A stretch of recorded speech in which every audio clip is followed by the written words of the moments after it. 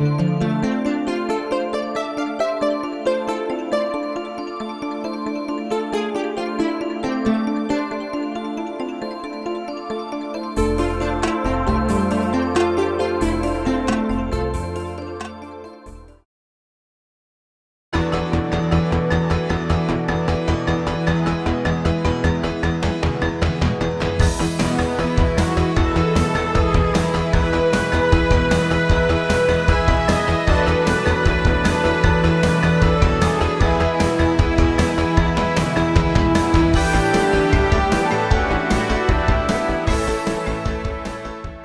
morning. Good morning. Good morning. I'd like to thank everybody for arranging this time slot in your calendar. Today we know that time is the non-renewable resource, and we hope that this will prove to be a good investment for you to leverage in some way. I'm Deborah Jacobs, and I'm the president and CEO of the Patterson Foundation, and we're honored to share the journey of the Campaign for Grade Level Reading with you today. In case you weren't already noticing that there's lights and an expert craftsman of video footage, Mr. Charles Clapsaddle from METV is capturing today's journey so that those who may not be able to be with us will have an opportunity to take advantage of what we're sharing today. What that translates into, we want to thank everyone who made it look like we have a grand crowd up front, because that'll look good you'll all look good on TV. Did you powder in the back? Okay, check the back of your head, because that will end up being on film some way. But when it comes time to questions or comments, it will be important that we've got 2 microphone runners that you talk into the microphone, because we don't want to lose what you're going to say. So that's just a logistical thing that I want to make sure that you're aware of. I did want to do a little prop thing that you have. Everybody at your table, you have a Cricut. Could you pick it up and, oh, that's very good. All right, so you have used Cricuts before. The purpose of the Cricut is if someone says something that truly resonates with you, would you just kind of give them a, that's kind of cool? And I find that Cricuts work another way really well, is that if you hear someone else cricketing, you go, oh God, I missed something. I must start being with them. So it just kind of keeps us alert. Also, if you don't want the world to know it is you who is cricketing, you just feel free to cricket down here, okay? And no one will know. It can be your private time with your cricket. But if you would mind participating that way, that will be just great for us. We've got a flip chart here. We, as you can tell from your printouts at your table, we are covering a whale of a lot of information today. If there's an idea that comes up that is important because you have the idea, but it may not be pertinent to where we are at this moment, we're going to capture it on the flip chart over there. We're calling that the parking lot, because we don't want to lose anything, but we just know, again, your time is precious, and we've kind of got it full for the full 2 hours that we're together. We are using social media today in addition to being filmed. So if any of you, you've got your how to sign in on Wi-Fi sheet in front of you, and we do encourage you to use the hashtag GLReading, and that will help us have the conversation within the conversation. The other part about that particular hashtag that is worth noting, it's the National Campaign for Grade Level Readings hashtag, and they'll be paying attention that there's something very special going on in Manatee and Sarasota counties today. So we're part of a national movement, and by using that hashtag, we will be sharing our wisdom with the rest of the nation. So we appreciate if you're tweeting, if you could use the hashtag this morning. I want to give you just a tiny snippet of the why we're here today. The Campaign for Grade Level, let me just check. Who was able to get to the Ralph Smith, any one of the 10 Ralph Smith events that were held while he was here? Okay, all right, wonderful. So we got about 50-50. Ralph Smith is the national head of the Campaign for Grade Level Reading. He's the passionary. He's the one who's idea was we've been working for decades, if not centuries, to help students achieve, but something isn't quite connecting yet. So if we focus on early learning, if we focus on attendance, if we focus on summer slide, not only in the doing, but the public policy with a greater voice, we can make change. And Ralph created the campaign for grade level reading. There are 168 communities around the country who have all said, enough, we're on board, we're going to do something. And a major shout out to both Manatee County and Sarasota County, who decided we're going to be part of this movement, and they went through the rigorous task of doing their CSAP, which is one more acronym for everyone to embrace. It's the Community Solution Action Plan, and we're approved so that we are 2 of the 168 communities out there. The campaign for grade level readings targets, oh, thank you very much. That's that. I thought that was good too. And that was a good demonstration. So the campaign for grade level reading, it has targets, it has goals, it has interim aspirations for 2016 and through 2020. Now, do we think we're going to solve all the problems of the world by 2020? Maybe, but if not, we're going to make appreciable progress. And this progress is, maybe it's not doing anything different, but maybe it's doing more of something, or doing something better, or maybe it's doing something less, but maybe it is doing something different. But we are all part now of a movement. And a movement is something that must have de-siloization. Every one of you in this room is a passionary at some level, or you would not be here today. You care deeply about children being successful. The challenge we have is it can't be done by one person. It can't be done by one organization. It's how we come together and we do the relay race and the handoff to make sure that we are going beyond agency-centric into a system, beyond individual-centric into a community. So as we go through this morning, we know that many of you in this room could actually do this presentation. All right, some of you, I mean, you could do the presentation, you live this all day.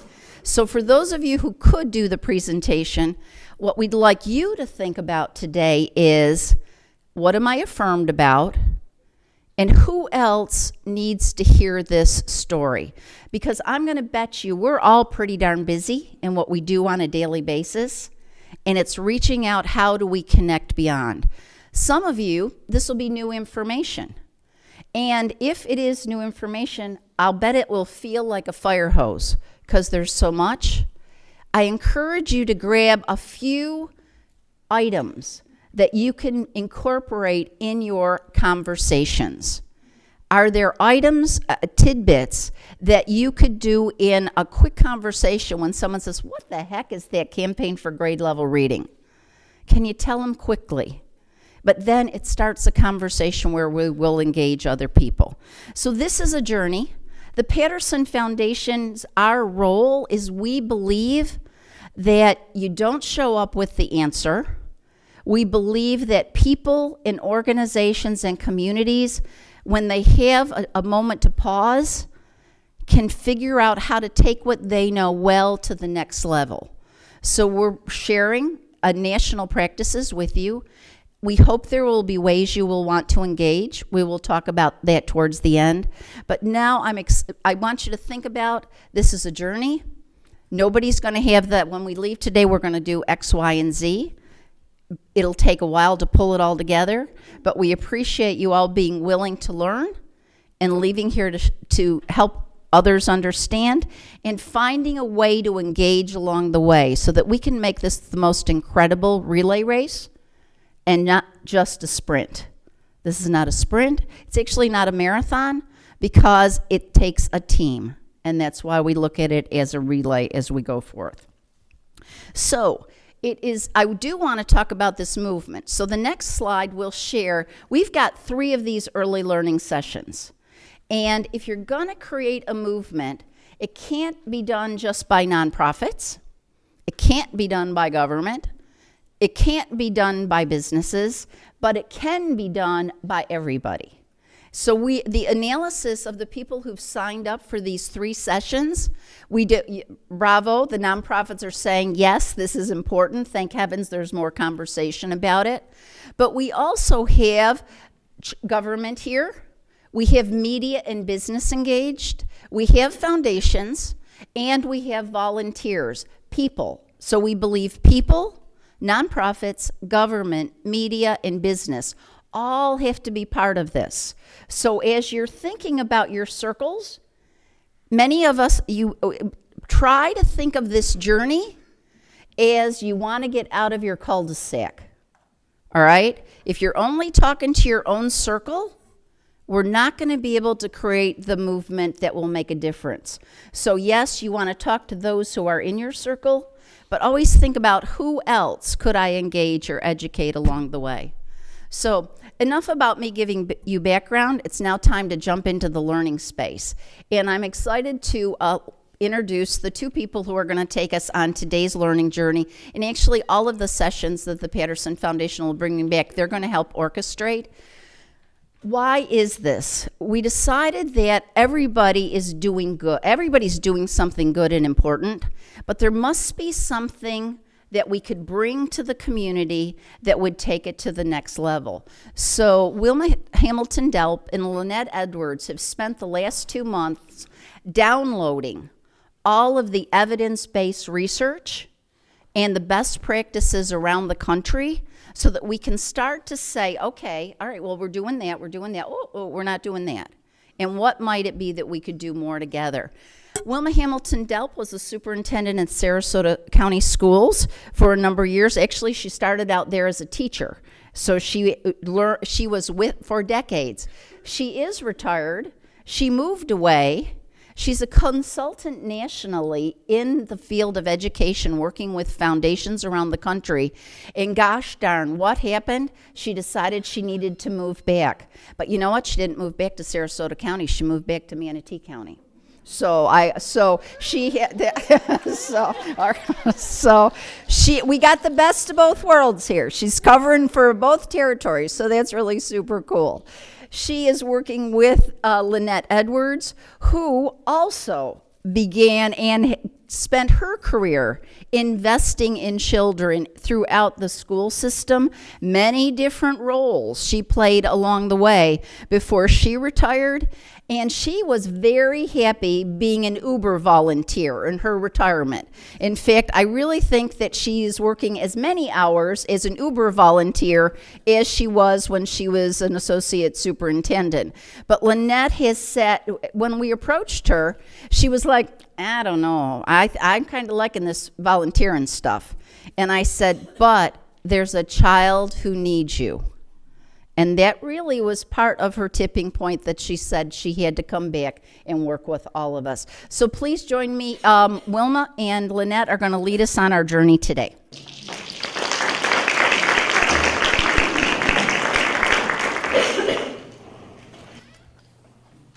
Can you go back to that last slide, Erica?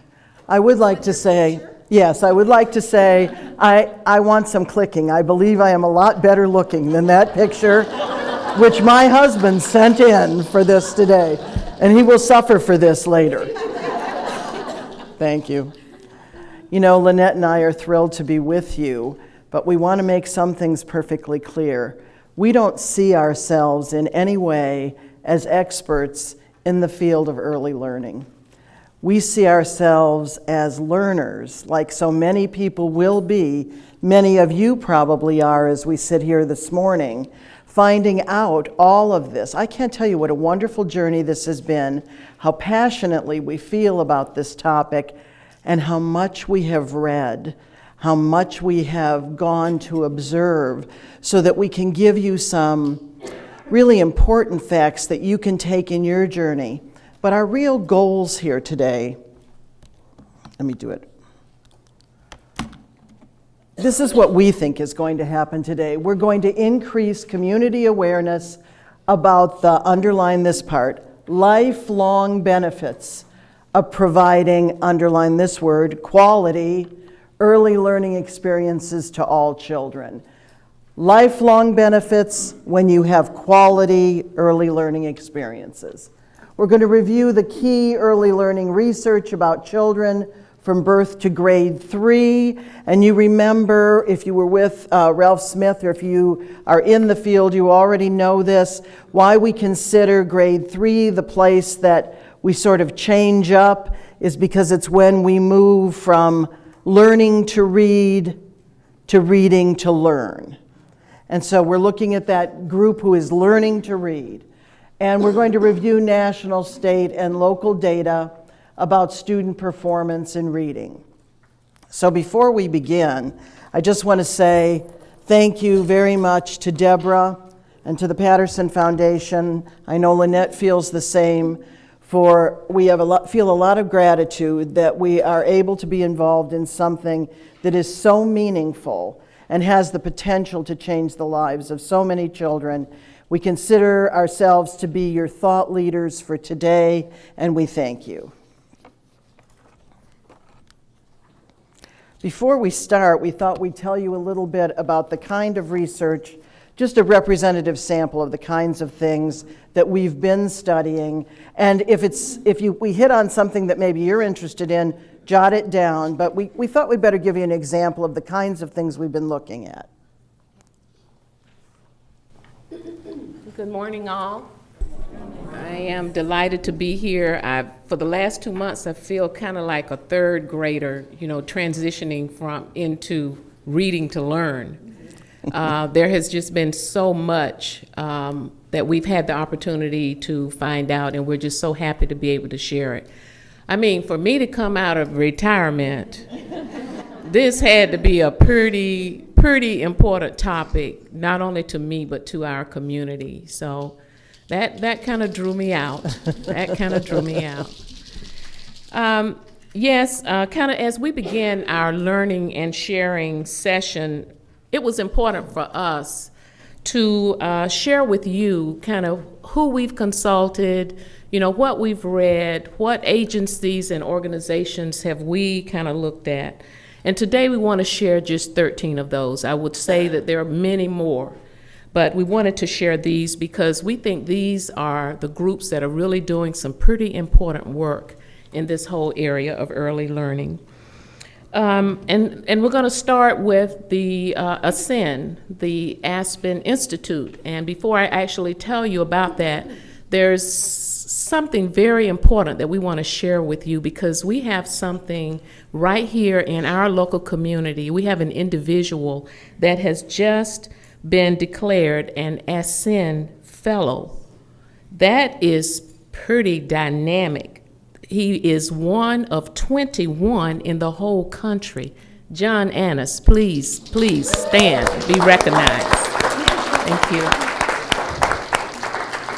So the Aspen Institute is just a hub of breakthrough ideas, and I mean, that really charged us up, just looking at the kinds of things that the Aspen Institute engages in. And it's home to the two-generation approach. And we have examples right in Sarasota County of where the two-generation approach has been implemented and is working, and some great success stories are coming out of that. Of course, we looked at the campaign for grade level reading. That's the collaborative effort that's focused on getting 100% of our third graders reading proficiently by the time they complete third grade. Is that a challenge? Yes, it is. And as we walk through, and I know many of you are in this work and you already know this, but as we walk through some of our findings today, you're going to see even more what a challenge it is. We have taken the opportunity to look at both counties' community solution action plan. There are some great things in there, and it's going to take us all to make those plans become real in our communities. And, we have an advantage.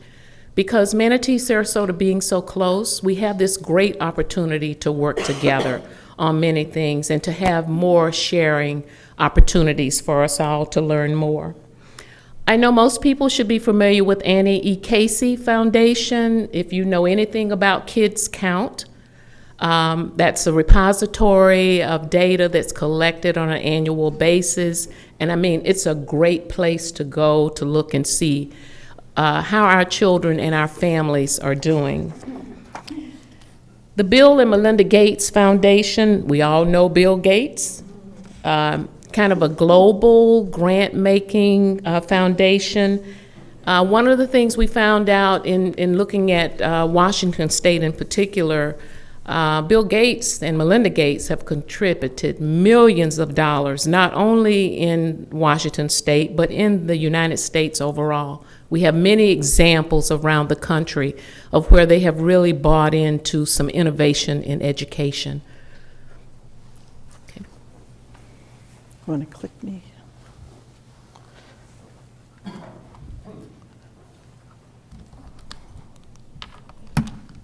She gets the Gates Foundation, and I get the Irene and George Davis Foundation that you may not know as well. But they're a great example of how family foundations can have a major impact on the kinds of things that we're doing in education. They are in Massachusetts, Springfield, Massachusetts. Massachusetts is one of the exemplars for a state that is doing great things in early learning. And this foundation funded a 2-year study, just studying this whole issue, letting the community study the whole issue of early learning. And then they funded putting together a plan to change things in Springfield, Massachusetts. What a great model for us to be looking at as we move forward. The Harvard University Center on the Developing Child. How many of you are practitioners? This is the one you've been telling us for years, that brain development matters, and what goes on with children in the very first years of their lives is critical, and the work that comes out of Harvard is certainly along those lines, and we're going to be talking about that. The National Center for Educational Statistics, that's an arm of the United States Office, the Department of Education, everything you wanted to know in statistics about education. The National Center on Quality Teaching and Learning, this is in Washington. They do receive some funding from the Gates Foundation. This is what they're about, and this is why I love them. Quality, quality, quality. All their research is around what makes something a quality program. What does quality leadership look like? What does a quality classroom look like? And so if you're wondering, how do I know where I go next?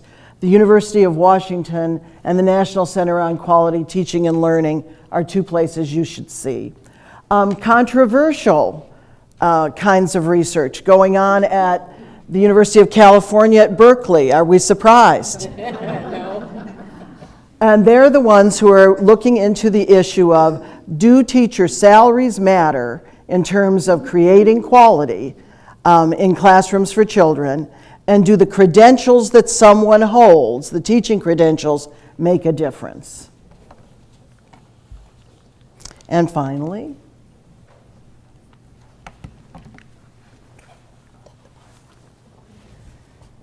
okay, and just a couple of others we wanted to highlight. Certainly we wanted to highlight the University of Pennsylvania.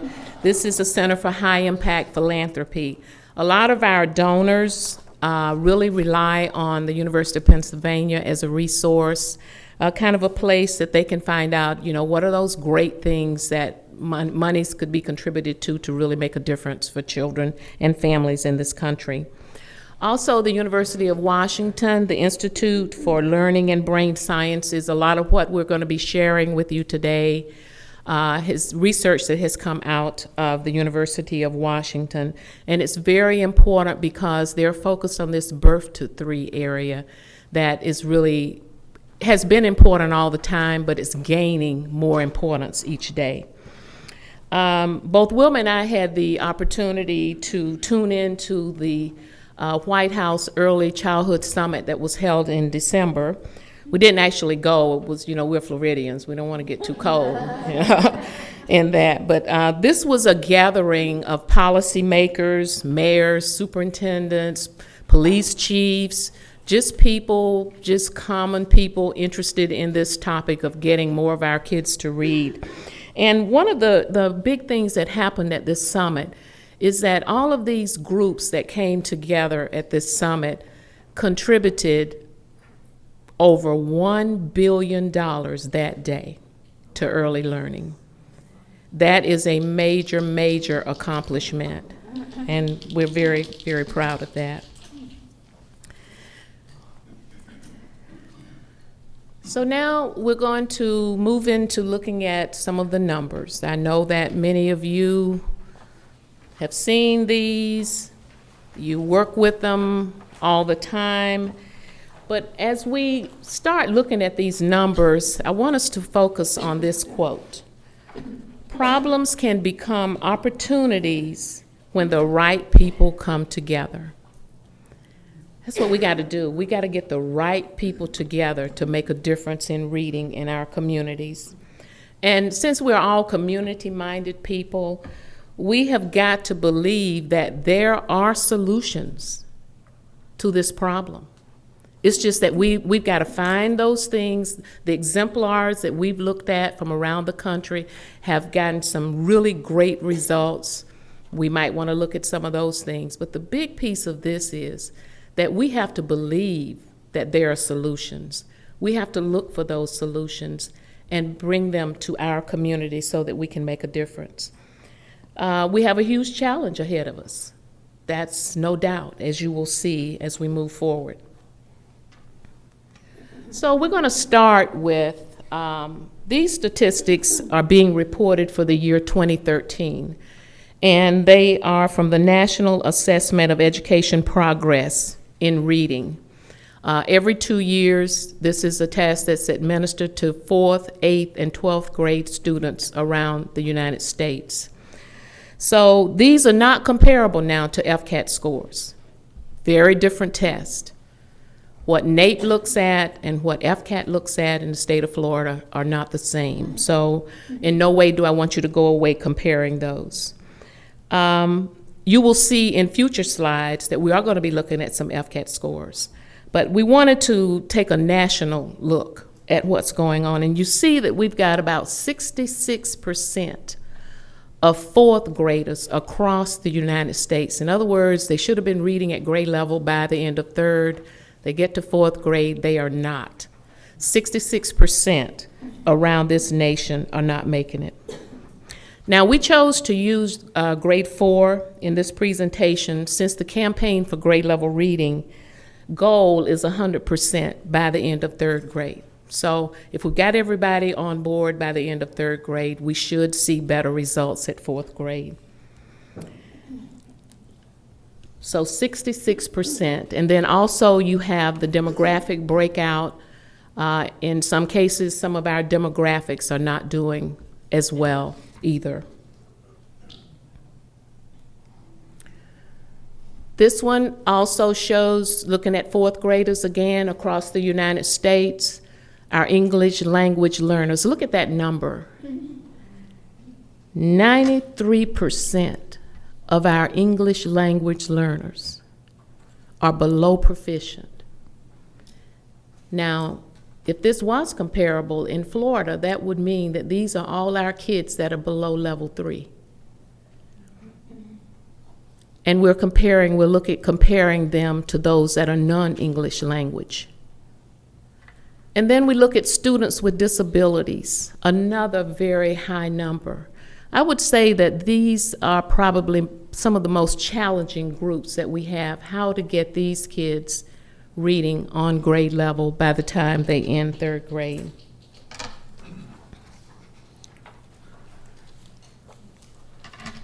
The next group we wanted to share was looking at low-income kids compared to higher income. And low income, for our purpose, is kids who qualify for free and reduced lunch. So here again,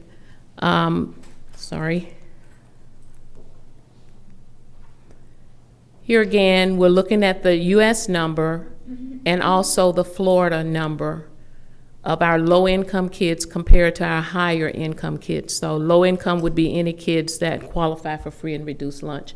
And both counties have a large percentage of kids that qualify for free and reduced lunch.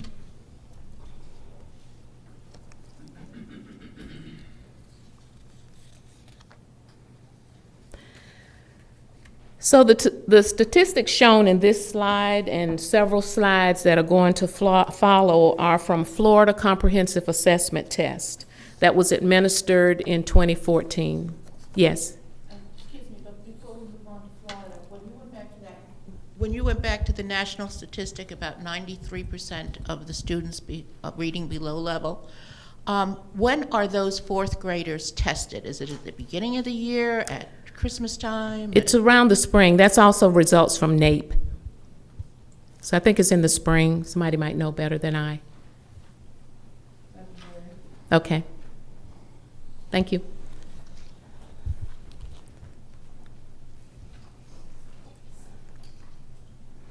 So here again, we're looking at Florida. This is from the, as I said, from FCAT. As a reminder, FCAT and NAEP are not comparable. FCAT assesses how our students in Florida are doing on our Florida standards. And we've been through the whole gamut. We've had Sunshine State standards. We've had, we are now at Florida standards, but we've been through quite a litany of different standards. In sharing these statistics that follow, I want to make sure that we aware that we're not comparing. We don't want to get into comparing counties. We're not looking at, one county did better than another. The bottom line with sharing these results with you is to say that no matter what we look at, whether it's nationally, whether it's statewide, whether it's by county, we have a serious problem with reading in our country. That's the bottom line in sharing the data with you today.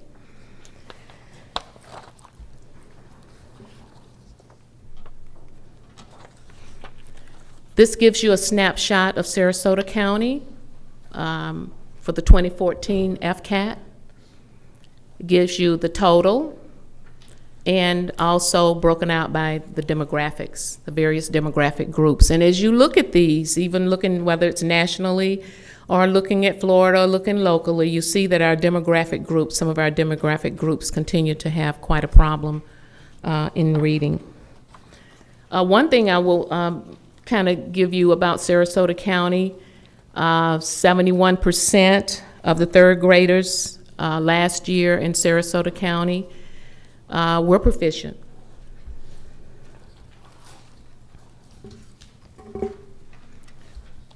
This gives you a snapshot of Manatee County. The story is the same. The demographic groups seem to be having quite a bit of problem.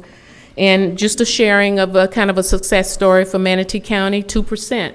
There was an increase of 2% of our third graders that became proficient in reading in third grade. That was over the 2013 data.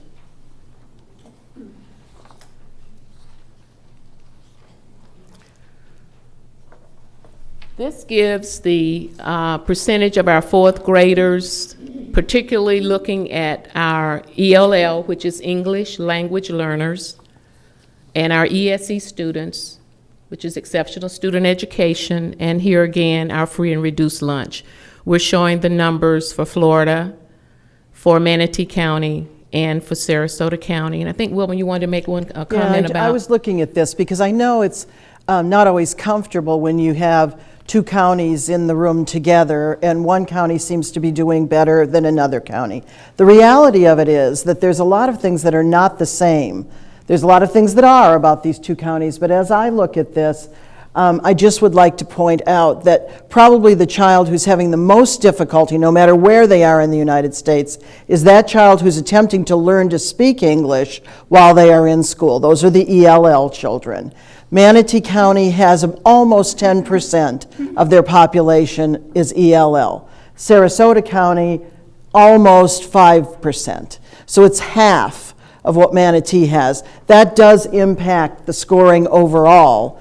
in counties. And I just wanted to make sure people were aware. There's lots of reasons why things change, but some of them are strictly demographic, and that's one of them. So, what does this information mean for you? It's time for audience participation. I want you to take a couple of minutes now just to talk with your neighbor about what you've just seen. And I'd like to hear from a few of you on how the statistics that you've just seen impacts your work. So take a couple of minutes, and then the roving mics, are we ready? All right, so take a couple of minutes, and then we'll call time, and then we'll ask for a few people to share with us. Question: How does this statistics that you just saw, how is that affecting your work? One over here. Okay.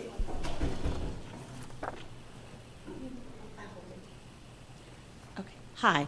I had the pleasure of talking to Luce over here from the Manatee Health Foundation Department, and that's kind of close. At USF Sarasota-Manatee here, what we see is that the majority of the students who come in to teacher preparation programs are white middle-class female. They're having difficulty with really responding as they go out into the fields to the students that are described here. So there's like a cultural lapse that we see, and we're working very hard to close that cultural gap so that they can further not just address the needs, but understand the cultural demographics. Okay.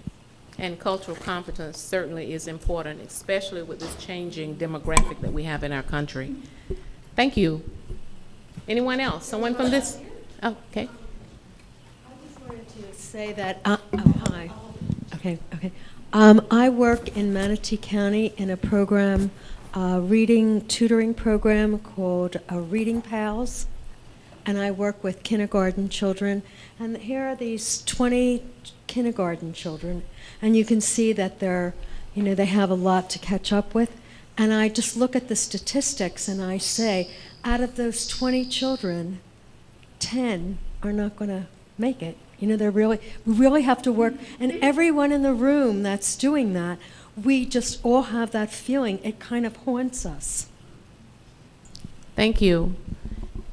And we really have to, that is the challenge that we have, and we really have to work harder.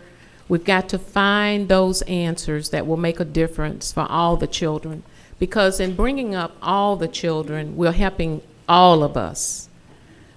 We know that we have a lot of kids that are having a lot of problems, but we still have to try and work to find ways to address those children. So to kind of sum up this area, oh, I'm sorry, one more? Good morning. My name is Britt Reiner, and I just want to start by thanking Wilma Hamilton Delp. I actually grew up in Sarasota County under her leadership when she was the superintendent, so I will go ahead and give a little cricket clicker as a thank you to her. I was raised and educated very well in this town, and it's a privilege to be back attending this session with you all.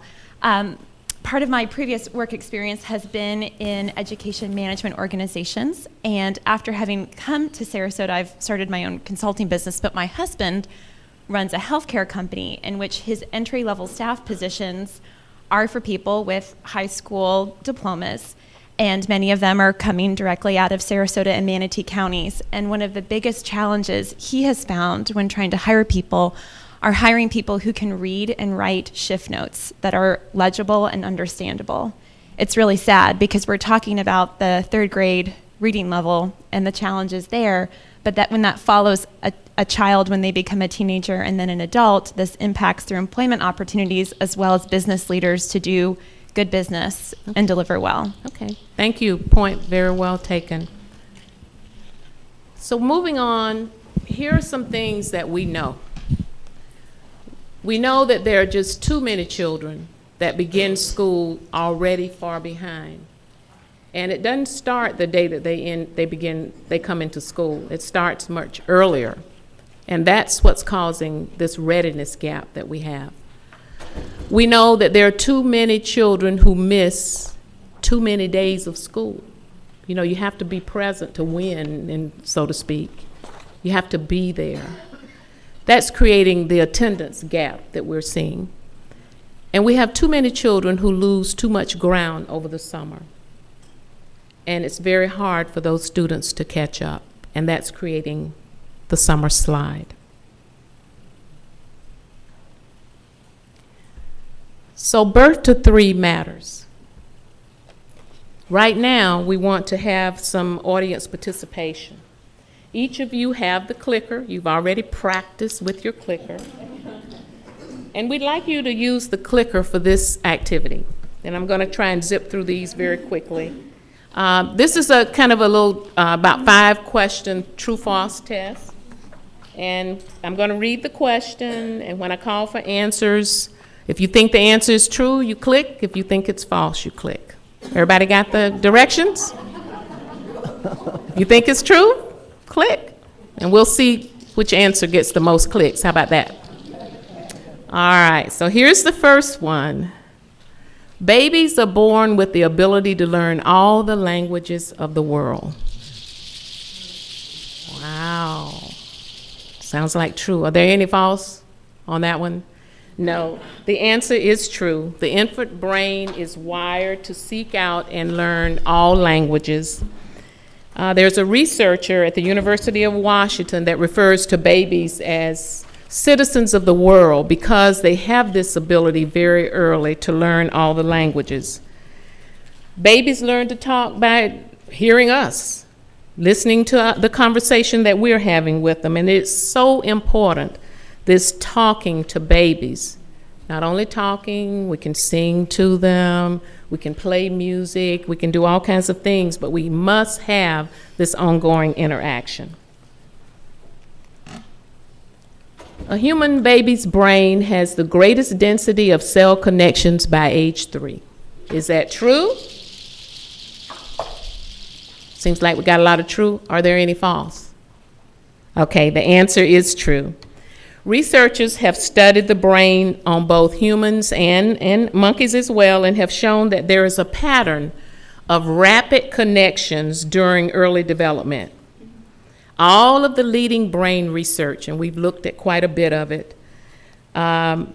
points to this birth to 3 age as a critical period because we're building the groundwork there for later development in life. So how well we build that groundwork determines what kind of students we're going to be producing for the future.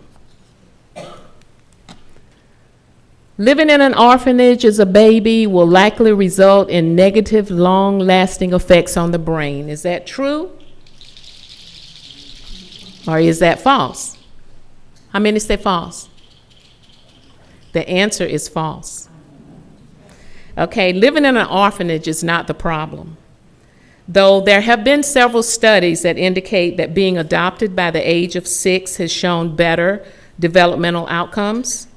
Research further indicates that harmful behaviors, wherever the child is living, harmful behaviors or neglect in early life affects the brain more than just living in an orphanage. And our last question, good nutrition is one of the best ways we know to aid healthy brain development. True? Any false? Okay, the answer is true. One of the things that we found that the developing brain is craving is iron. So formula for babies, cereal that we give them, other things that we give them that's rich in iron is very important at this stage. Growth can be hampered by malnutrition if kids aren't getting the right nutrition. One of the things that the research showed was that babies about age 2 who do not receive proper nutrition suffer lasting behavior and cognitive issues for life. The brain of these children tend to be smaller than normal, and often they have poor school performance. That's an early indicator as early as age 2.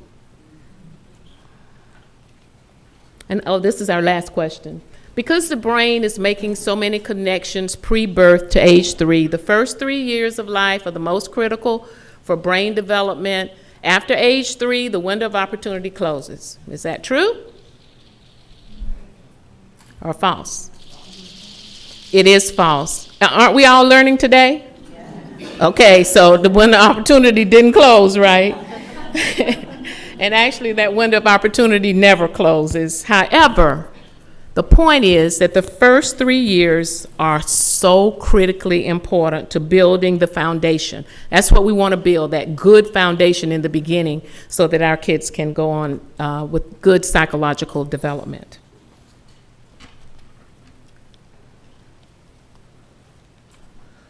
We had a video, but we're going to skip it in lieu of time. It really is a very good video, so if you see something that says Crisis in America, you might want to look at it because it really is a very good video.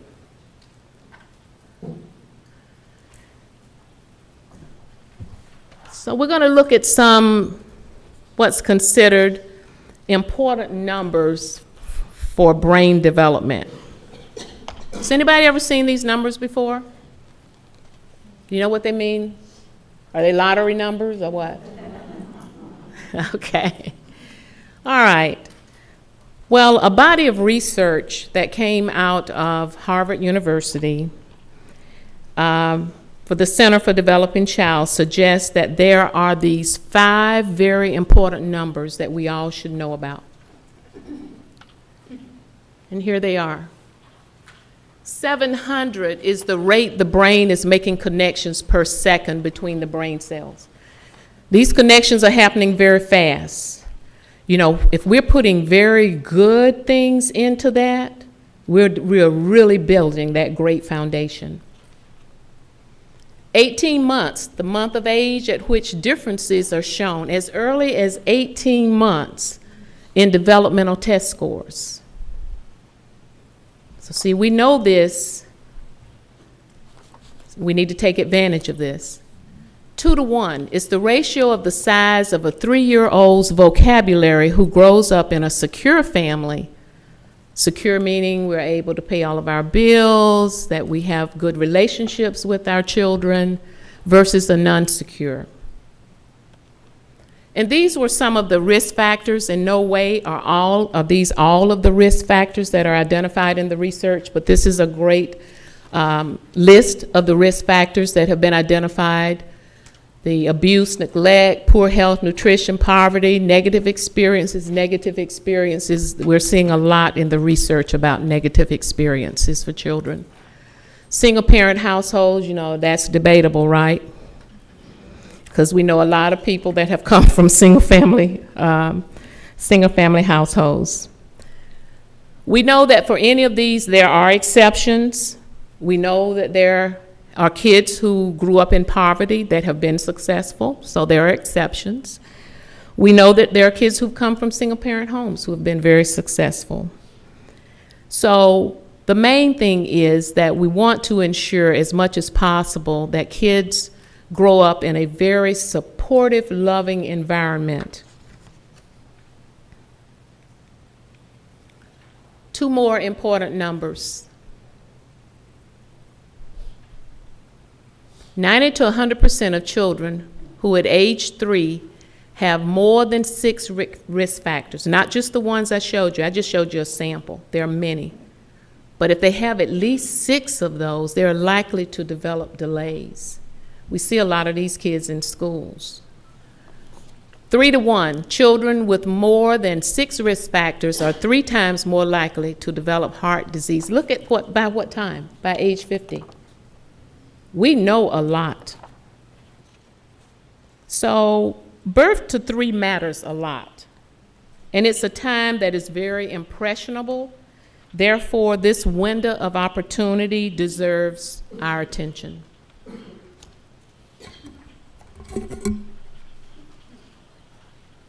Okay. We're going to move on to economics now, and the fact that in the research it's obvious that economics matters. Now, we're not just talking about the economics of the family, right now we're going to talk about that, but economics in general. As we talk about possible solutions to some of these problems, all the solutions have costs associated with them. So economics matter in more than one way. Low-income children are twice as likely to experience developmental delays as their higher-income peers. Developmental delays meaning they're delayed in reading, their math skills aren't perhaps at the level you'd want them to be, but they're also behavioral in nature. So you're seeing a lot of delays in children who come from lower-income families.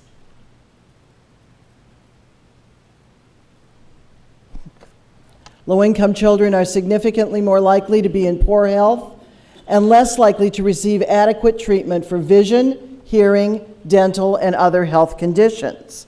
Certainly something that is of grave concern to all of us. By 18 months, low-income toddlers are already several months behind more advantaged children in language proficiency. By age 4, low-income children would have heard 30 million fewer words than their more affluent peers. Are there no clickers for that one?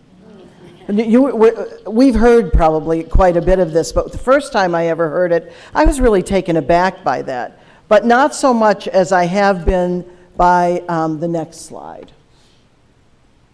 Low-income children have few, if any, age-appropriate books in their homes. There is one book per 300 children in low-income neighborhoods versus 13 books per child in middle-income neighborhoods. I couldn't believe it, so I had to put the graph up for all of us. This is what that graph is really looking at. At the top, you see the one child who has 13 books in their home that are age-appropriate. At the bottom, you see the 300 children who are sharing the one book in the neighborhood that is available and age-appropriate for them. To me, this was stunning, and it gave credence. You know, when I first started doing this, I wasn't really sold on a lot of the programs where people were just handing out books to children. You know, the Dolly Parton book thing, where twice a year you get a couple of books at your home if you live in Tennessee. And I thought, you know, I'm not sure that this is really going to make the difference. But looking at this, any books that we can get to children that are age appropriate, if we stock our libraries better, if we hand out books at well baby checks when they come into the pediatrician's office, whatever we can do to put a book in the hands of children and help their parents learn to sit with them as they begin to look at those pictures, to even if they can't read themselves, to show them how to move their finger from left to right, as Ralph Smith was telling us, or how to make sure, if you can't read, you tell the story. You make up a story and you sit with your child and you have that bonding time. This, to me, is one of the most significant slides that you're going to see as we go through things today. So, low-income children have less access to higher quality, developmentally appropriate early care and learning opportunities. Why would that be? They need it more than anyone. The research is absolutely clear that if you have limited resources available and you want to put them in the place where they'll make the greatest difference, it's going to be with the lowest income children who are living in your school, who are living in your neighborhood, who are living in your community. So why, if it's so important, do they have fewer learning opportunities? This is what I refer to as the audience participation part. Single parents could be overwhelmed with the job needs. Yeah, maybe job needs. What else? Pardon me? There could be poor and perhaps free daycare that children are going to because their parents are working and they need somewhere to have their children, but perhaps not in the highest quality. which is what makes the biggest difference for them, that high quality. What is high quality? This is how it's defined. Impact laden. It is loaded with impact for children. That means they are ready for school when they move on into kindergarten. Impact laden and fade resistant. That's not going to end when they get to school, that those early lessons are going to be carried through with them as they go. The exemplars for this are in Massachusetts, in North Carolina. Boston Pre-K is a good example. In North Carolina, it's called More by 4. New Jersey, the Abbott preschools. So as you're looking for where these impact-laden, fade-resistant, and reasonable costs are for pre-K, the exemplars are in those places. So we know that economics definitely matters for these children, but it's just one of the factors that they have to deal with, their families have to deal with. And Lynette's going to talk to you about comprehensive health and what that has to do with the way children are achieving.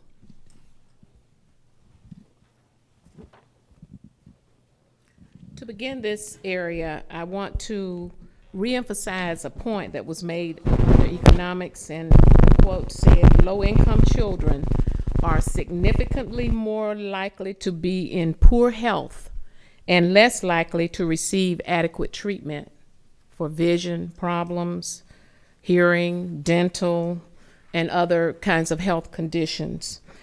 Now, the Annie E. Casey Foundation publishes annually Kids Counts, and I would recommend that to anyone who's not been there and not seen that document. There's a lot of very valuable data that's collected that you will be interested in there. And we're going to just share some of it. Recently, and the most recent one that was published is the 2014 edition. In looking at economics, education, health, and family community, and those all make up what is called child well-being. In Florida, who knows where Florida ranks in overall well-being for children? What? Between the 50 states, where does Florida rank? 38th. Now, in health, Florida ranks 37th. In economics, 45th. In family and community, 35th. So Florida's not looking too good here in what's called child well-being. Now, the health indicators that are looked at as far as the collection that the Annie E. Casey Foundation does, they look at low birth weight babies, children without health insurance, and in Florida we have over 436,000 children in Florida that do not have health insurance. They look at child and teen death rates, teen drug abuse. Now, the research has confirmed that there are 5 main health issues that have a direct connection to impaired early academic success. These have been validated by several different research agencies, and there are two of the pillars of the national campaign directly talk about this. One is absenteeism and one is school readiness. So let's see what this first one is. The first one is inadequate prenatal care, early care for pregnant mothers, on-time deliveries, and healthy birth weight. All of those support early brain development. They're very important. Now in Florida, some of the numbers that I've seen says that about 600 newborns are born every day. About 9% of those babies are low birth weight babies. That equates to about 18,000 babies annually. So that's already a significant health factor. Low-income families tend to receive less and lower care. These disparities show up later in in life with our students. And most of these students, if they have some of these factors we're talking about, they will have lower levels of reading proficiency. Children who fail to be on track during certain periods of developmental periods are less likely, the research says, to be proficient readers. What that means to me is that we've got to work harder with them, that they need more resources and they need more assistance. Problems often go undetected with children. For example, we may have kids who need eyeglasses and it's not detected because we haven't had eye exams.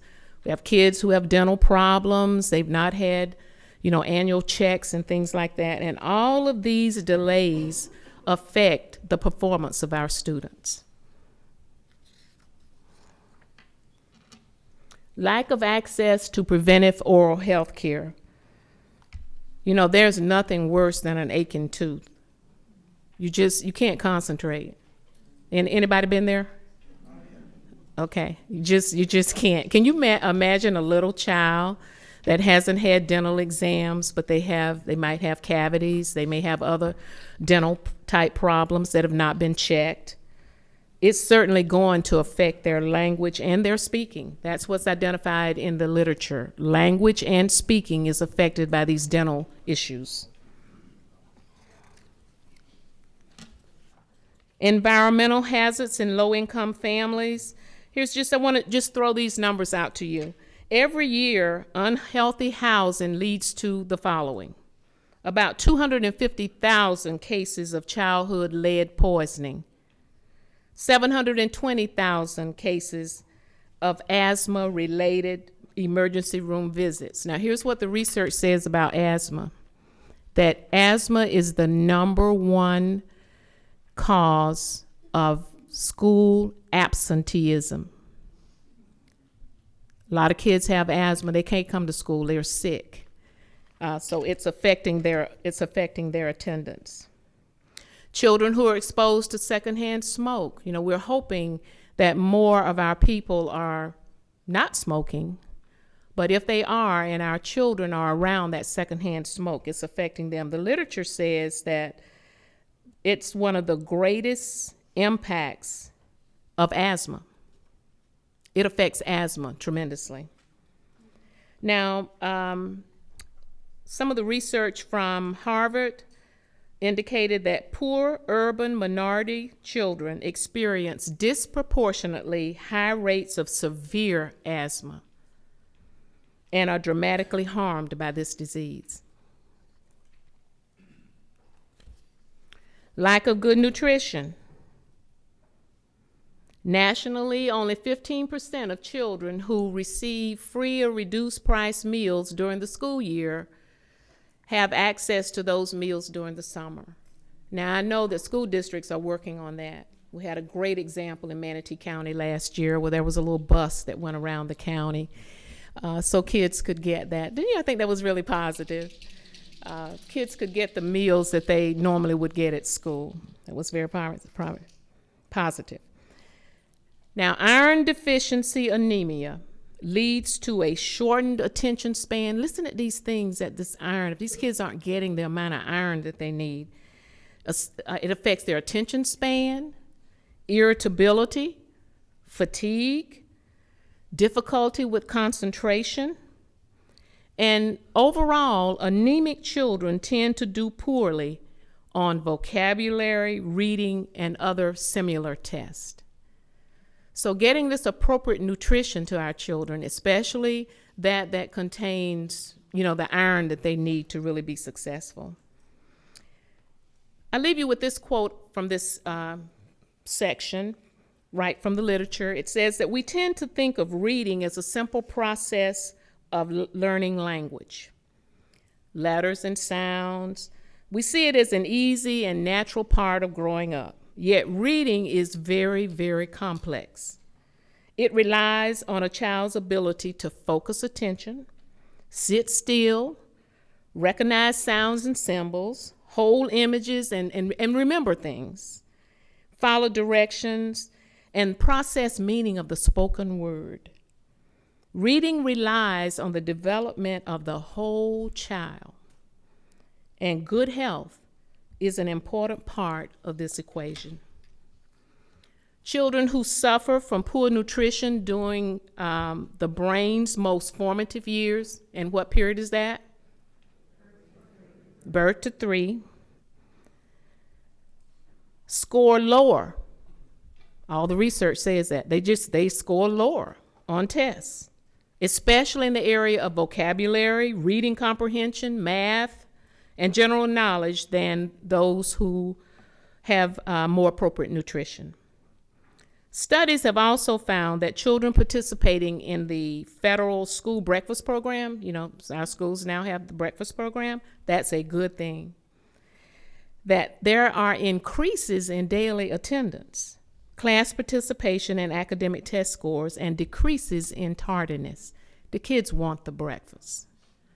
And I'm very proud to know that in both of our counties that we are addressing that need.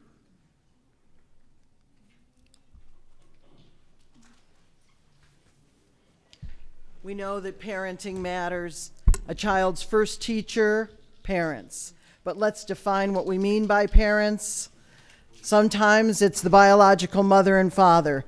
Sometimes it's a grandmother, grandfather. Sometimes it's an aunt and an uncle. So when we talk about parenting, this is anyone in the family who is in that role of first teacher with children.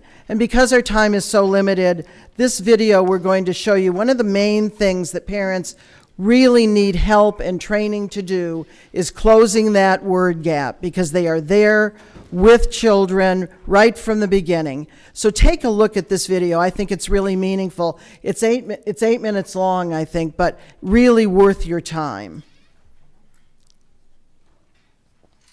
Now closing the education and language gap for kids from low-income families. Special correspondent John Talenko of Learning Matters reports on one program trying to tackle the problem by talking more to toddlers. In Providence, Rhode Island, 2.5-year-old Nalasia Jordan is part of a closely watched experiment in language development. To boost the number of words she hears, under her shirt she's been wearing a small electronic word counter. Called digital language processors, they've been given to some 55 toddlers whose families are on public assistance through a city program called Providence Talks. So this is Andrea Ricchetti is the director. And what we ask the families is that they put it inside of the pocket, and then we ask the parents to put on the vest on the child as soon as they wake up in the morning, and then wear it throughout the day. The recordings last 18 hours and take place about once a month. While this technology is new, word counting has been done in other ways before, and the findings have been troubling. James Morgan is a linguist at Brown University. Kids in low-income families just hear much less talk than do kids in higher-income families. Now, that's come into the public consciousness. Even President Obama has mentioned this. It's known as the 30 million word gap. By age 4, researchers found, toddlers in low-income families hear 30 million fewer words than those in high-income families. The result? In cities like Providence, 2/3 of children enter kindergarten with poor vocabularies and quickly fall behind in reading. At young ages, there are small gaps in achievement and ability between children, and you see that gap growing and growing and growing over time. Early intervention is critical. Hi, Fred. Hello. Hi, Nylasia. How are you? Besides counting words, Providence is intervening with visits from social workers like Courtney Souls. Nylasia's doing really good. She was very shy in the beginning when I first started working with her, and now she's opened up a little bit more. She's starting to do a little bit more conversation. So we're going to go over today the results of her recording that she had done. Courtney's brought with her various graphs showing the number of words spoken to Nalasia. You could see that she had heard about 5,000 words in the day of her recording. Yeah. 5,000 words a day. Yes. How does that compare? It's very low. An average child would hear about 16,000. There are going to be times that she might not be in the mood to talk. The recordings have picked up a problem. Here on the child's chart, a period of almost no conversation from around 10 in the morning until 4 in the afternoon. Then if you turn, this one tells you all about her hourly TV. The recording devices count TV time too. A lot between, 10 and 4. The challenge is not just to turn off the television, but to roughly triple the number of words Nalasia hears from her father, Freddie. Everybody wants their kids to learn more, talk more, full words. Does it help to see where you are on a graph? Yeah. The graphs help me understand and how many words that she's putting out. Because all the... I never understood none of it, so... Yeah, she talk a lot. Yes. But I don't know what she talk about. Yeah, she does a lot of babbling. But Freddie's a quiet guy. Yes, he is. He's very quiet. But he's a great dad, and he wants to really get that education piece for his daughter. What are you doing to help Freddie talk more? Modeling conversation, so asking her questions and giving her choices. And have her point, and as she's pointing at, say, milk, then say... And also labeling, whether you're taking a walk and that you're pointing out birds and trees and animals, to when you're sitting in the house and that you're reading a book together. You can just say, you don't have to read word All for that would word. be picked up by the digital language processor, except for one thing it'll miss. The device has no way of discerning one word from another, has no idea which words are being used. It can only estimate the total count of words. With the recorder, I don't hear a word. I don't hear any language at all. So, you mind if I try something out on you? Sure. Okay, so you're counting words. If a parent said to their kid, "Damn, why do you always make such a mess?" Right. That would register as 9 words. Correct. If I said, "Honey, you're cute. Let's clean you up." Right. Also 9 words. But a fundamentally different message. Right. I think right now we're not at that point, because that's not really what our focus is. Our focus is getting our children to hear more words. Yes, I'd like to have them hear more positive versus negative, but I feel that it would maybe discourage parents if we actually heard what was being said. Why don't you show Daddy what you want him to do? But what parents say is as important as how much they say. And it's been well documented that middle and high-income parents say far more words of praise than discouragement. While in low-income families, it's the other way around. Kids who are constantly receiving a lot of prohibitions, it leads them to be less curious, less exploratory, more likely to end up with learned helplessness.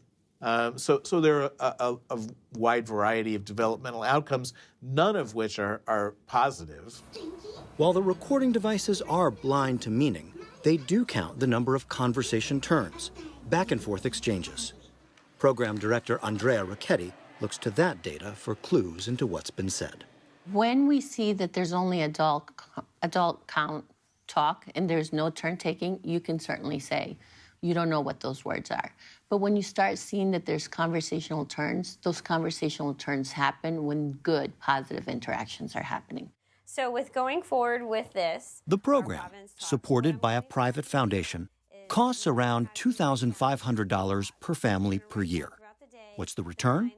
Parents of the 4 children Courtney Souls has been following started out saying between 5,000 and 7,000 words per day. How many more words are they speaking to their children a year later? Anywhere between 3 and 5. 100. Yes. Which is great. 500 more words a day is probably not going to have a huge effect.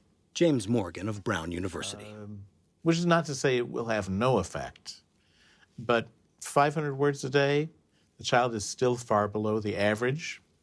That's probably not enough improvement. In Morgan's view, conversation coaching for low-income parents only goes so far because it fails to address their circumstances. You know, it's tough to be a parent for anyone, but I think it's particularly hard for low-income families. If you think about just the simple act of going to the grocery store, if you have to rely on public transportation and watch every penny, you don't have a lot of energy. You don't have a lot of time. It's not hard to see why kids in low-income families are probably getting less interaction with their parents than are kids in higher-income families. We already know that this is changing behaviors in families. What we're trying to do is let parents know that regardless of their background, regardless of their experiences, they can give their children a better opportunity. In the next 3 years, Providence plans to expand the program from 55 families to as many as 2,000. Another interesting thing, just like a personal thing, when you're out to dinner, we were at Dimitrio's the other night. We were coming home from the airport, and I was listening to this youngster who had to be between about 2 to 2.5 years old, and he was talking away, just talking about Ninja Turtles. He was really majorly into Ninja Turtles, and the waitress was talking with him about it, and it just got him going, and he was really talking. Then the waitress left, and he's still talking, and I hear no one else at the table talking, and I looked over, and everyone was on their cell phone. So just these minor things that we do now as a part of our culture, which is cutting down on the amount of time that we're interacting and talking, really worth looking at. Just start watching Circumstances. We need to move us along, so I'm going to move over to attendance and why attendance matters so much. Attendance is part of this time thing that you're going to hear about again and again. Attendance is a better dropout indicator than test scores. If children are not attending school in the first few years of life, it's a pretty good indicator they're going to have problems all along. And we call it chronic absenteeism, and it's amazing. Just look at that first statement. Chronic absenteeism is defined as missing 10% of the school year, which sounds big, doesn't it? 10%. But then you break it down, which equates to 18 days, sounds a little less, or 2 days every month. 2 days every month, do you think a lot of people even notice? I think there are a lot of parents who wouldn't think missing 2 days of school would have that kind of impact on a child's life, but in reality, if it persists over more than 1 year, it's associated with lower test scores, retention in later grades, lower graduation rates, higher dropout rates. And so this being there, being present is so critical. And we look at why students miss school. Sometimes it's because of health. Sometimes it's because they're the only English speaker in their house and they're helping families navigate through something else the family's going through, a health issue. Sometimes it's a transportation issue. And you know when it really hits? When you're in a half-day program as opposed to a full-day program. That makes for far more complicated processes for parents in terms of transportation. And also less time, and time is a critical feature for all of these children. Summer learning really is a part of this time, because if you miss time during the school year, something's got to be helping to fill that up, whether it's after school or whether it's in the summer. And yet in the summer, we see another complication to this whole issue of time on task, time spent learning. Let's look at two children, one from a middle-income family, the other from one of the millions of low-income American families. As the two kids head off to kindergarten, look what happens. The middle-income child starts out with a 6-month lead. The low-income child is already falling behind because of a lack of access to early reading and preschool education. During their year in kindergarten, in the same school and classroom, the two children will learn at about the same rate, so we'll move them both forward 9 months. But look what happens in that first summer between kindergarten and first grade. Our middle-income child moves ahead about a month in reading because learning of one kind or another continues over the summer. The low-income child falls back about 2 months. So when school begins again, when they go back for first grade, the gap between them has already widened. During first grade, again, they move ahead at about the same rate, another 9 months. That next summer, the activities and lifestyle of the middle-income family keep that child moving forward, but the low-income child has fewer opportunities to reinforce good habits like reading, and that child falls farther behind. Then we come to second grade, and again our two children learn at the same rate. But the summer after second grade sets our low-income child back again, and our middle-income child moves forward again, and the gap widens again. By just the third grade, the two children are already far apart. By the end of fifth grade, the gap between the children is 2.5 to 3 years. It will keep growing through middle school. So you see, without addressing what's happening during the summer, it is impossible to ever catch up. It's impossible to close the gap. No matter how much high-quality learning goes on from September to June, every year the gap widens. This is really another one of those issues which, as a community, this to me is low-hanging fruit. The attendance issue and the summer slide issue, really it's low-hanging fruit, because when you look at this, these are things we could do something about as a community if we focus more having summer programs that actually had a learning component to them as well, and making sure that children who come from low-income families are actually attending some of those programs. This is a good graph if you really want to go back and take a look at this. It sort of shows it to you once again. That top dark set of arrows has to do with children who come from middle and above income families. And then you see what happens every summer to children who are in low socioeconomic families where they are not attending or having experiences that are going to continue their learning. 2.5 to 3 years difference between those children by fifth grade, which still accounts for 2/3 of the ninth grade reading achievement gap, has to do with the loss that started in summer in elementary schools. Only 18% of children from low-income families participate in summer learning programs, and less than 1/3 participate in any organized summer program or activity. And once again, economics matter. Economics matter.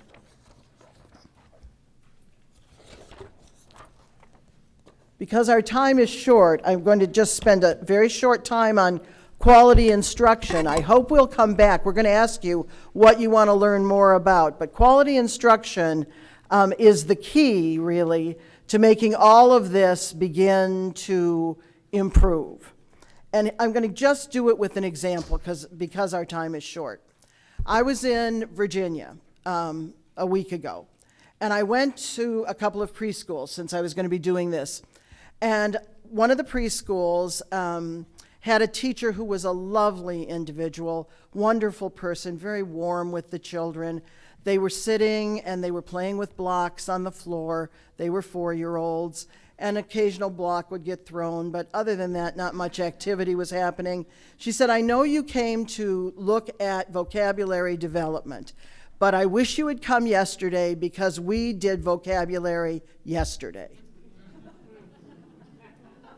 So I stayed because I wanted to see what was coming. Then they moved into a situation where they were watching television, and they put in a video, and it was their rest time. There were children leaning on her, a warm, lovely, nurturing person, but her classroom was doing nothing on purpose. Nothing on purpose, nothing related to a standard, nothing related to growth. Later on that afternoon, I went to a school where there were preschool classes. I walked in. It happened to be Groundhog's Day. The children were sitting, reading the story of Punxsutawney Phil. They weren't reading it. The teacher was reading it to them. Kindergarten class in with a preschool class, 2 teachers, approximately 25 students, and about 7 mothers who were also there helping. They read the story of Punxsutawney Phil, and in other classes they were reading Punxsutawney Phyllis, which was interesting. But then they broke into groups, and the lesson, now consider the difference. High quality instruction with nurturing teachers. All the teachers were nurturing, all the teachers were lovely. Here was the content in this class. Punxsutawney Phil was about shadows. So we're going to learn today about how light sources impact shadows. And so they had a big like sheet up, and they would put a bright light and a child behind the screen, and the other children were sitting here, and they talk about how big is the shadow? If she moves back, how much bigger is the shadow? How do you say big? Big. Is there another word for big? Enormous. Yes, enormous. We're on vocabulary development here. Then we did shadow puppets and shadow dancing. And I was one of the shadow dancers with a little girl named Shakita. And Shakita was in front of me. And we were doing, I think of myself as a dancer, which I'm not, only when I'm seated. So I'm doing my dancing with Shakita. We came out, they asked some questions. Which light source gave you the most shadows? The brighter the light, the greater the shadow. What would you say about the difference in the shadows between our visitor and Shakita? Our visitor was enormous. But in terms of the learning that was going on in that classroom, I would say this. As they were leaving the classroom that day, she stopped every child and said, when you go home today, what are you going to tell your parents about what you learned in school? I want to know what you're going to tell them about light sources and Punxsutawney Phil. And they each would say that. And if someone didn't have a good answer, she was ready to regroup them the next day to make sure they understood light sources and shadows when they came back into class. It was an amazing class, and that is exactly what we're looking for in high quality instruction with early learning children who, children who are in early learning classes. We are looking for people who have that warmth, that embrace of children, but in the presence of high quality, high level content. And that's when children grow. And that's how you develop the kind of vocabulary that we're talking about. So all of this matters. All of this early learning matters. When you do it well, do it with quality. This was quality that we were looking at. Those exemplars, you don't have to go to Boston pre-K to look for the exemplar. You can go to Rich Acres School in Martinsville, Virginia, and you will see it in that woman's classroom.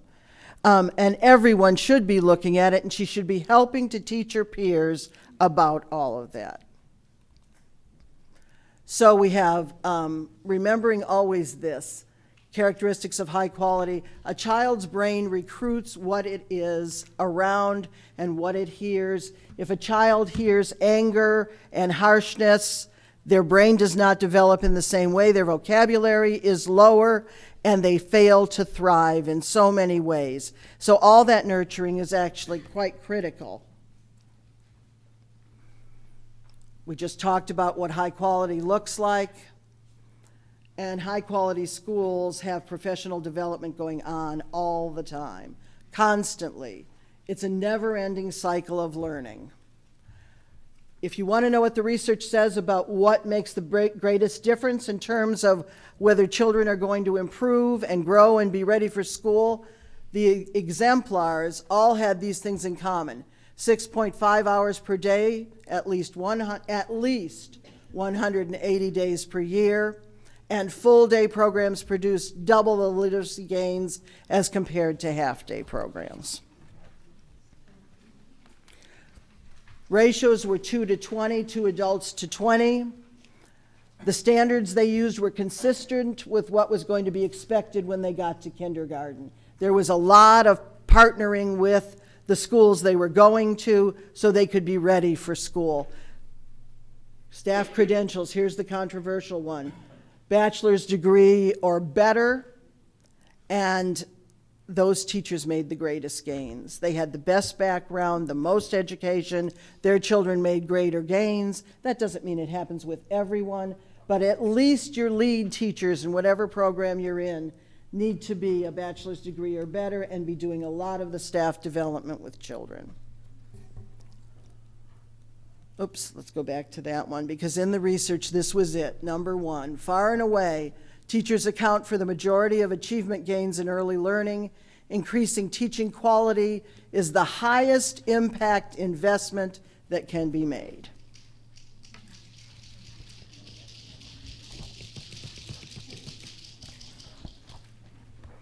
We also know that infrastructure matters, and we're going to have limited time to talk about it, but this is what this is really all about, because infrastructure really is about how do you keep communities engaged in this, because who owns preschool? Who owns early learning? But if I said to you, who owns K-12, where would you go if you had an issue with K-12? Would you know where to go? Of course you'd know where to go. But when I say, where would you go if you have an issue with early learning? Where would you go? Because we're in a million different places doing a million different things. So this infrastructure has to do, how do you pull a whole community together around this issue of early learning, and how do you keep it engaged? How do you keep all of that happening? So what actually supports this quality? I would say that this is the place everybody stops. Because you heard what I said about the things, you got to have teachers with advanced degrees, you've got to have low ratios, you've got to do it all day long, you got to do it in the summer, on the weekends would be good too. What does that cost? So people tend to stop right there and say, how do we ever afford this? But in reality, around this country right now, people are doing it. For example, in Boston and San Francisco, they've raised their own property taxes so that they can have preschool required for all 3 and 4-year-olds. In San Antonio, they've done the same thing, increased the number of seats in early childhood by sales tax. In many cities, including Chicago and as small as the Granite School District in Utah, they're using social impact bonds. These are hedge funds and people who are willing to take a risk, like Goldman Sachs or Northern Trust. They've been involved in this, where they say, we're going to give you some money so that you can have more seats for kids who are in early childhood and preschool. But you've got to do it right. You've got to do it top of the line. And our best guess, we're hedging our bet, that then by the time they reach 3rd grade, they will be reading, and your costs in special education will go down, your costs for RTI will go down, and when you start to make that happen, and we can show that a child is reading in 3rd grade, you can send us part of that money back with the money you're not spending in these other areas. So that it's money up front to take care of future problems. Very interesting, and everyone's looking at it right now. And then there are many people who are simply reallocating the dollars they have to get to the children who are in greatest need. Some of them are doing it with their Title I dollars. Some of them are saying, you know, we're only going to serve children who are in the greatest need, because the research has been pretty clear that if you come from a middle and upper class background, whether you go to preschool in a formalized way or not, you're going to enter kindergarten ready. So there are a lot of things that people are doing. I love the Nelson Mandela quote, when you come to a place where people want to stop, you just have to say, it always seems impossible until it's done. And people are starting to do this now around the country. Collaborative partnerships, certainly it's wonderful that nobody's going to have to wait to improve the world. Partnerships are a great example of that. And I hope as you fill out your review that you'll ask to know more about the partnerships that are already happening and the kinds of partnerships that are working across the United States. But here's the one where you keep the community engaged. And here's one where we really need to think about who's not in the room right now. At the White House Summit, they had people from all different walks of life there, the medical community, universities. But they also had people like the sheriff, because you see the sheriff and the mayors have within their national organizations platforms now to support early learning as a means of, for example, the sheriffs have their saying, fight crime, invest in kids, all right? So a compelling vision, which, you know, you bring a community together and you find your vision and what is it that we really want to do as a whole community, And you build this culture of collaboration where we don't just get together this morning, but we continue to get together and we talk about these issues. We make them important to the community. Strong leadership. The mayors in many cities around the country now have offices, within their offices, a person who facilitates this kind of thing with early learning. Because as we said, who owns early learning? Well, the mayors decided we're going to own it for facilitation purposes so that nobody just walks away. We'll keep it going.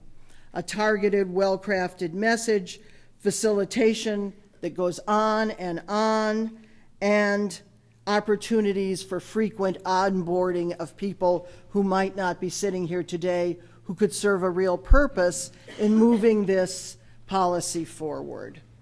So we are at a point where, this is Lynette's favorite quote, high quality early learning 0 to 5 is akin to a long multi-step supply chain where fracture at any point weakens the entire system.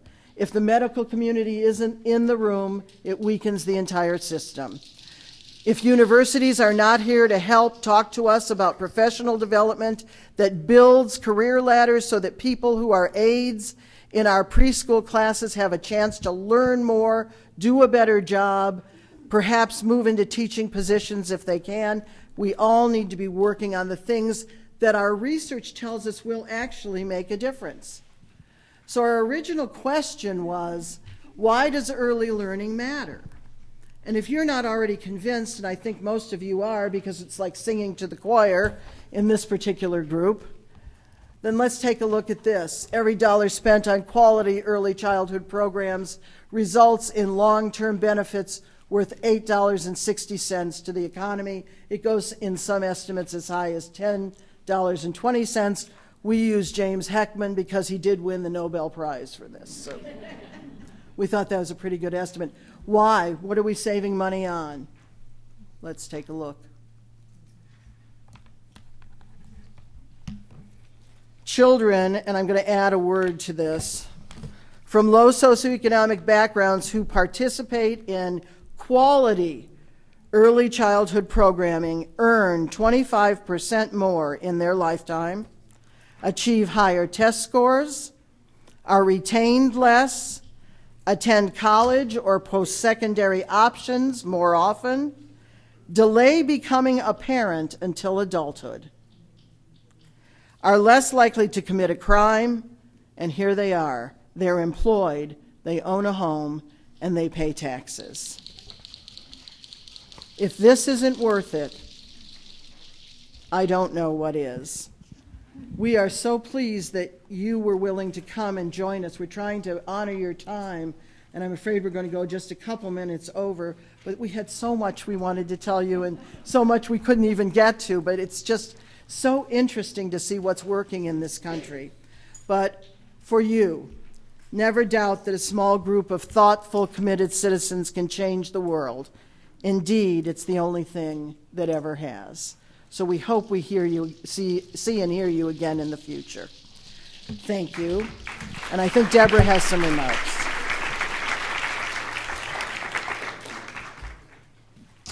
You know, both Wilma and Lynette are educators who know all ages learn differently, and all ages learn better when we have high engagement, and we didn't let you have any time for high engagement today. So it's frustrating them that we had so much in one session, but we wanted to, quite honestly, start creating appetite for what we might be able to do in the journey. Today's not the day for solutions. Today is the bringing people from all different walks of life to start learning together. We will be sending you a post survey where your input will be invaluable about ideas that you have about continuing the conversation and deepening it so that we can create that linkage where everybody has a role, everybody's role is valued, and how do we leverage it and take it to the next space. I do want to take one moment not only to thank Wilma and Lynette, but to the team who put today's together. Charles Clapsaddle, for you for doing the video for us. Thank you very much. So others will be able to see. So I want to thank everyone who helped us here, USF, for hosting us. I do want to give you a shout out to colleagues who we are working with on this. The Patterson Foundation is about building connective tissue to create new realities. But the people who are really working and already doing this as part of the campaign for grade level reading, major shout out to the Community Foundation of Sarasota County, who's going deep on their attendance zones. And our partners in Manatee County, the campaign's being led by the Manatee Community Foundation, the United Way of Manatee County, the Manatee School District, and now I'm having my United Way, no, I know who it is, USF. The host today, thank you, Bronwyn. All right, keep me straight. So there's, and each of you in your own way are toiling in the field. So now we've just got to figure out how to get the relay race working and more minds working on this problem. Challenge, opportunity, potential, possibilities. So thank you all for being here, and we look forward to hearing your input. Everyone is willing to stay after and talk to you if you have some other ideas that you would like to share. And remember, our table's out in the lobby.